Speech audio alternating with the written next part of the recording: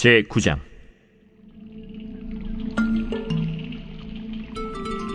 베냐민 지파에 기스라 이름하는 유력한 사람이 있으니 그는 아비엘의 아들이요 스롤의 손자요 베고랏의 증손이요 아비아의 현손이며 베냐민 사람이더라. 기스에게 아들이 있으니 그의 이름은 사울이요 준수한 소년이라.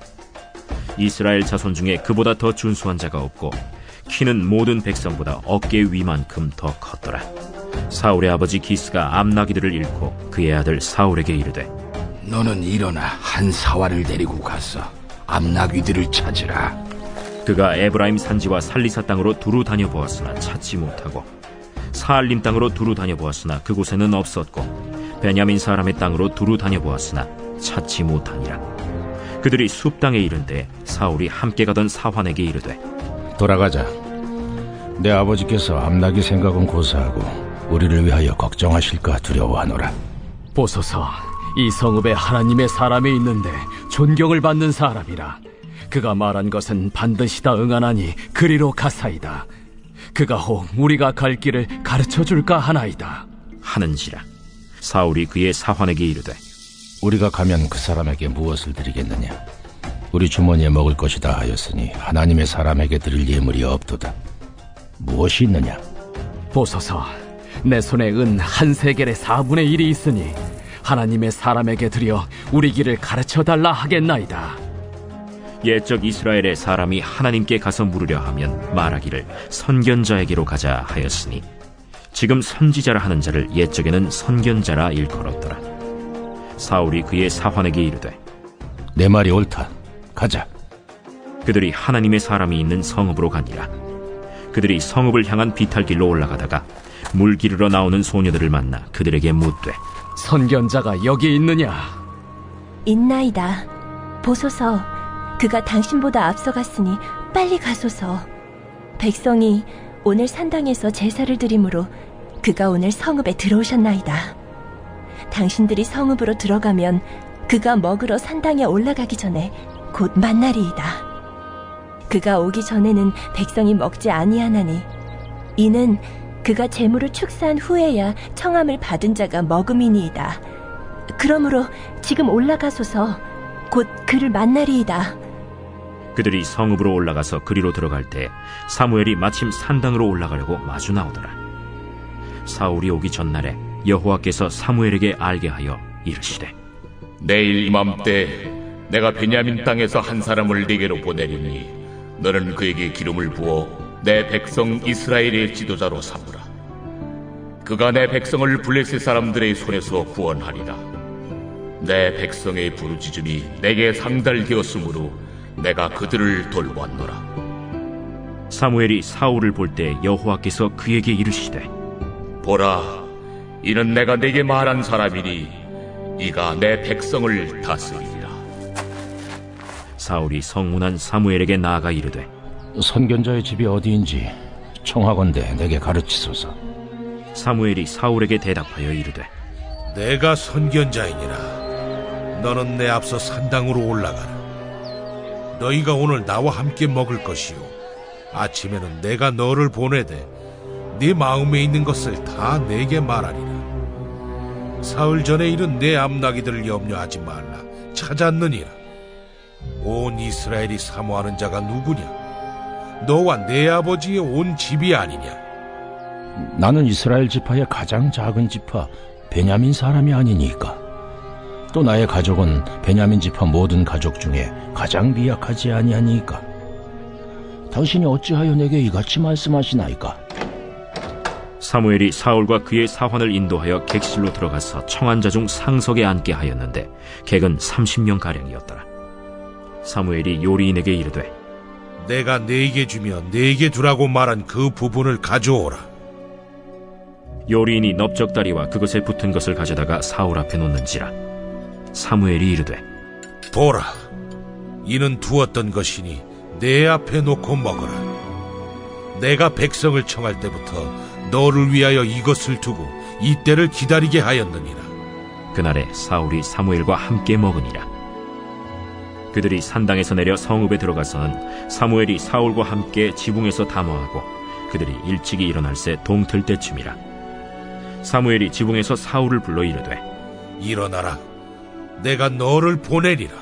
사울이 일어나고 그 두 사람 사울과 사무엘이 함께 밖으로 나가서 성읍 끝에 이르매 사무엘이 사울에게 이르되 사환에게 우리를 앞서게 하라.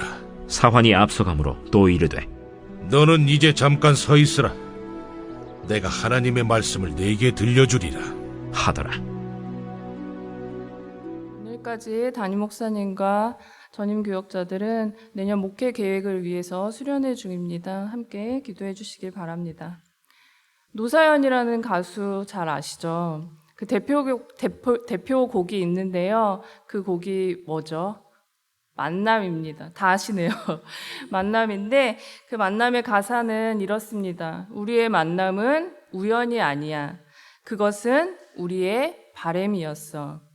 이 만남은 우연인 줄 알았는데 그 두 사람의 간절한 바람 때문에 만나게 되었다고 노래하고 있습니다. 오늘 말씀에서도 만남의 이야기를 하는데요. 우연인 줄 알았는데 사실은 알고 보니 어떤 간절한 바람 때문이었다고 이야기를 합니다. 오늘 말씀 1절은 베냐민 지파 기스라는 사람에 대해서 이야기를 하면서 시작을 하는데요. 이 기스라는 사람을 성경에서는 유력한 사람이라고 이야기를 합니다. 베냐민 지파가 아주 미약한 지파인 것과는 반대로 이 기스를 유력한 사람이라고 이야기를 합니다. 돈과 명성과 그리고 힘을 가지고 있는 기스 그 집안의 아들이 누구였을까요? 우리가 너무 잘 알고 있는 사울입니다. 앞으로 이스라엘 첫 번째 왕이 될 사울입니다.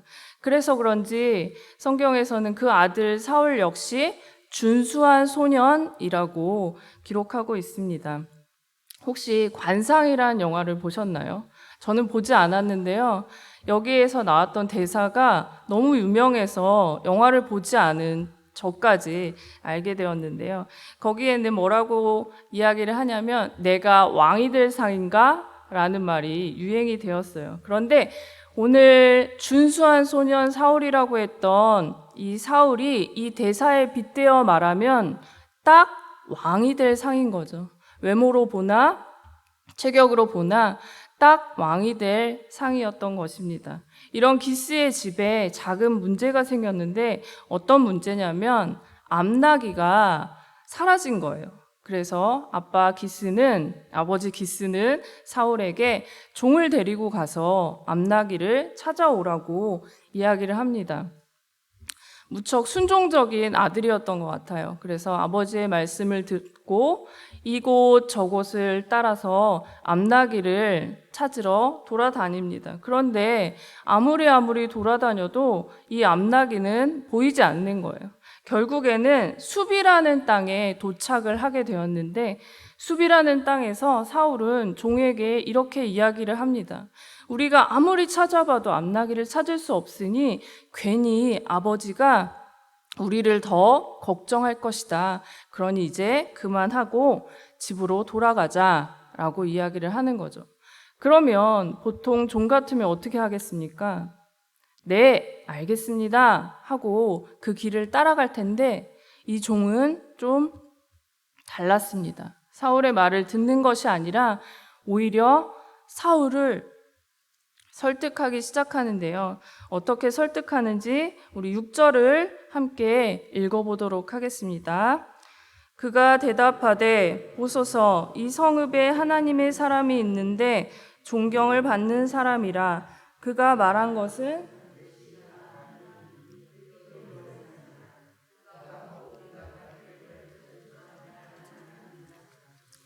아멘. 게다가 하나님의 사람에게 드릴 예물이 없어서 망설이는 사울에게 제가 그 예물을 가지고 있으니 걱정하지 마십시오 하면서 더 확신 있게 사울에게 이야기를 하는 것입니다. 그렇게 해서 다시 하나님의 사람을 찾아서 처음에는 암나기를 찾아서 길을 떠났는데 이제는 다시 하나님의 사람을 찾아서 길을 떠나게 되는데요. 그 길에 또 누구를 만났죠? 바로 물을 길러 나온 소녀들을 만나게 되었습니다. 그 소녀들은 뭐라고 이야기를 하죠? 하나님의 사람을 만나기 위해서는 산당에 가면 만날 수 있을 것이라는 좋은 이야기를 해줍니다. 그렇게 산당으로 올라갔는데 올라가는 길에 마치 약속이라도 한 듯 하나님의 사람 사무엘이 맞은편에서 나오고 있는 거예요. 약속을 하지 않았어요. 그렇게 바로 만날 거라고 기대하지 않았어요. 그랬는데 산당에 올라가자 맞은편에서 하나님의 사람 사무엘이 걸어오고 있는 거예요. 그간의 모든 과정들이 처음엔 암나귀를 찾는 것에서 시작했었던 그 모든 과정이 우연처럼 혹은 물이 흘러가는 것처럼 지나온 일인 줄 알았는데 사무엘을 만나기 위한 모든 과정이었던 것입니다. 이렇게 만난 사무엘은 사울에게 첫 번째로는 자신이 듣고 싶었던 이야기, 뭐죠? 암나귀를 찾았다는 그 이야기를 전해주고요. 그리고 산당에 있는 객실에 초대해서 이 산당에는 제사를 지내잖아요. 그러면 그 산당 옆에는 객실이 있었어요. 그래서 옛날에 화목제 같은 경우에는 그 음식을 함께 나누어 먹었잖아요. 그래서 산당 옆에 그 객실에서 식사 초대를 사울에게 하게 된 겁니다. 사울을 어느 자리에 앉혔을까요? 가장 상석, 가장 좋은 자리에 사울을 앉히고요.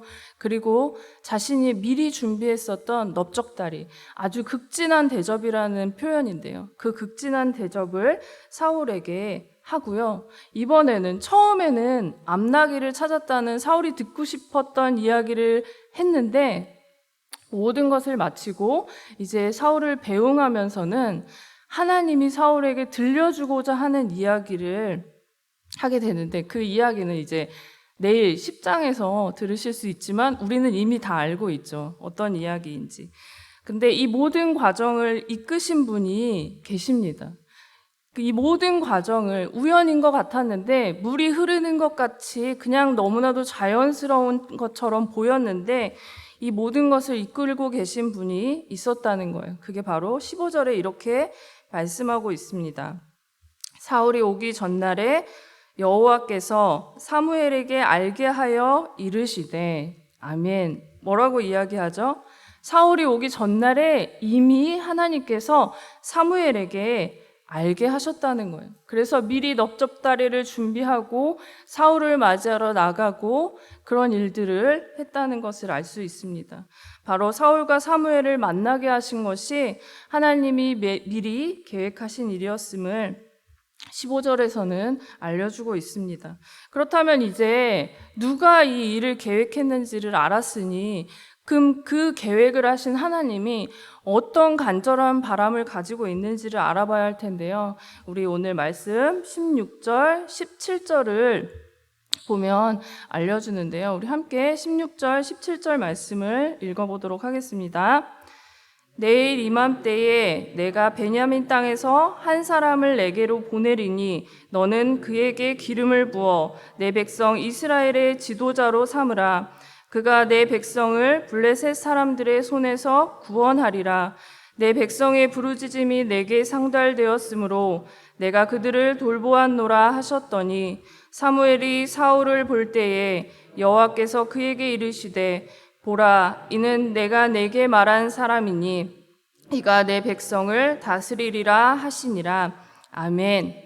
하나님의 그 간절한 바람은 사울을 왕으로 세우는 것이었습니다. 그냥 세우는 것이 아니고 사울을 왕으로 세워서 이스라엘 백성을 구원하려는 계획이었습니다. 그 간절한 바람을 가지고 사울과 사무엘을 만나게 하셨던 것이죠. 그런데 여러분도 잘 알고 계시듯이 이스라엘 백성들의 모습은 어땠나요? 사사기에서도 계속 반복되는 부르짖으면 하나님 도와주시고 다시 배반하고 그리고 부르짖고 다시 하나님 도와주시면 평온하게 잘 살다가 배반하고 그 반복된 이스라엘 백성들의 모습을 잘 아시는데요. 하나님이 이스라엘의 왕 되어 주심에도 불구하고 이스라엘 백성들은 반역자처럼 또 새로운 왕을 달라고 요구했습니다.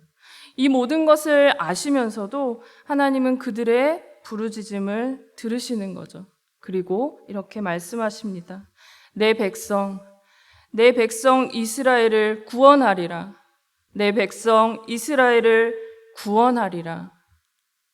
그래서 오늘 9장에서 있었던 많은 일들, 암나기를 잃어버린 것도, 종을 통해 하나님의 사람을 찾아가게 하신 것도, 물길러 온 소녀들을 통해서 그 이야기를 듣게 하신 것도, 사무엘을 만나게 하신 것 모두 우연히 그냥 흘러가는 일상의 하루의 반복이 아닌 하나님의 내 백성 이스라엘을 향한 돌보심이었습니다. 그런데 너무 안타까운 것은 하나님이 이렇게 사울을 세우셨잖아요. 사울을 세우셨으면 하나님의 그 간절한 바람을 너무 잘 알고 잘 이루어 드려야 되는데 사울의 모습은 어땠죠? 결국은 실패하고 말았습니다. 그럼 그 뒤에 다시 세운 다윗 왕은 어땠습니까? 계속 또 실패하고 말았습니다. 하나님의 뜻을 이루어 드리지 못했습니다. 그렇다고 하나님이 내 백성을 포기할 뿐이신가요? 결코 아니죠. 하나님은 끝까지 포기하지 않으십니다. 끝까지 포기하지 않으시고 예수 그리스도를 이 땅에 보내주시고 그리고 십자가 사랑으로 하나님과 다시 만날 수 있도록 하셔서 끝내는 영원한 구원의 길로 이끄시지 않습니까? 이렇게 내 백성의 부르짖음을 들으시는 하나님이기에 우리는 주님만이 우리의 왕이십니다. 주님, 우리가 주님 손에 있습니다. 라고 고백하며 살아갈 수밖에 없는 거예요. 하나님은 이스라엘 백성에게 뿐만 아니라 2021년을 살아가는 우리에게도 내 백성이라 말씀해 주십니다. 내 백성을 구원하리라 하시며 우리 삶을 하나님의 간절한 바람으로 돌보고 계십니다. 여러분의 삶에서 어떤 일들이 있으십니까? 감사와 기쁨과 평안으로 살아가십니까? 이렇게 감사와 기쁨과 평안으로 살아가는 하나님의 백성에게도 무너진 마음으로 아무도 찾을 수 없고 오직 하나님만 붙잡고 간구할 수밖에 없는, 눈물로 호소할 수밖에 없는 그 하나님의 백성을 위해서도 하나님은 동일하게 우리의 왕이 되어주셔서 일하고 계십니다. 그러기에 문제만 바라보지 않고 무기력해 낙심한 채로 살아가지 않습니다. 오늘도 우리의 왕 되신 하나님을 바라보며 위로를 얻고 다시 힘을 내어 주어진 하루를 살아내며 하나님의 그 간절한 바람을 우리가 이뤄드릴 수 있으면 좋겠습니다. 그렇게 살아가는 사랑하는 용인영락교회 모든 성도님들 되시길 간절히 소망합니다. 기도하겠습니다. 하나님, 오늘도 우리를 내 백성이라 불러주시며 우리를 완전한 구원의 길로 이끌어주시니 감사합니다. 우리의 삶의 모든 여정 속에 하나님의 돌보심이 있고 언제나 하나님의 간절한 바람은 우리를 구원의 길로 인도하고 계셨음을 고백합니다.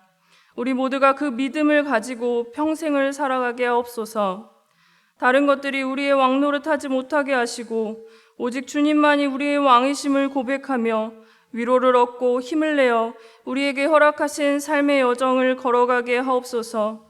오늘도 우리 모든 성도들을 안전하게 지켜주시고 회복의 은혜를 베푸시길 원하며 예수 그리스도의 이름으로 기도하옵나이다. 아멘.